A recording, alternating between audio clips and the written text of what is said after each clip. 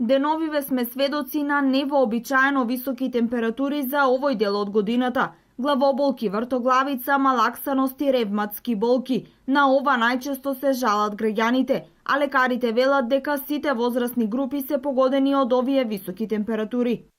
Се почнува од носот, со течење на носот, па грлото, гребење и нормално на крајот завршува со температура и може да настанат и компликации. Која возрастна група е најпогодена?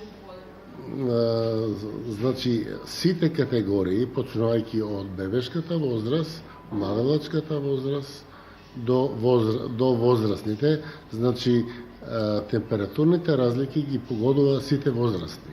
Променливото време ги наполни лекарските ординации со пациенти. Вирозите се во подем. Лекарите советуваат јакнење на имунитетот и избегнување на престој во затворени простории заедно со заболени лица.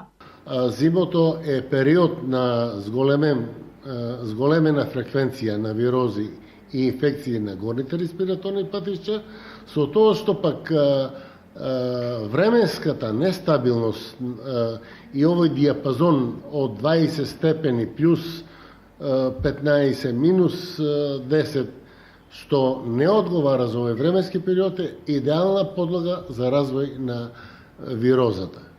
За некои од граѓаните овие високи температури, нетипични за овој дел од годината, не влијаат добро врз здравјето, додека пак за дел од нив се всушност добри. Да, многу се високи, невообичаено високи и што ќе биде още полошо, наредната недела најавуваат уште повисоки температури. Лошо ли влијае врз здравјето? Па мислам оти лошо влијае.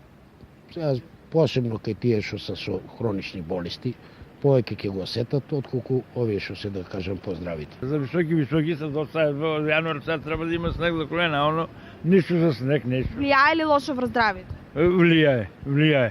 Кога е топло, кога ладно облече се, никој да се облечеш, никој да се облечеш, секој трчане до ваѓа. Ба ги се доста високи температури. 15, што е тоа 15 во јануар, 15 да биде. Тоа е срамотно, нема сега треба да биде снег да има, оно гледа. Високи ли се температурите за месец јануари? Да, секако дека се високи. Како влијае тоа врз здравјето? Одлично на мене, на другите не знам.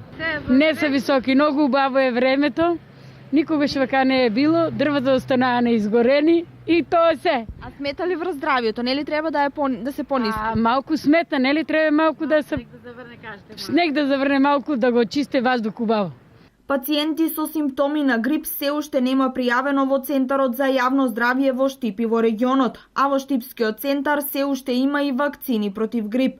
Сепак, топлото време, ведрото небо и недостатокот од снег придонесува и за лоша зимска туристичка сезона во земјава.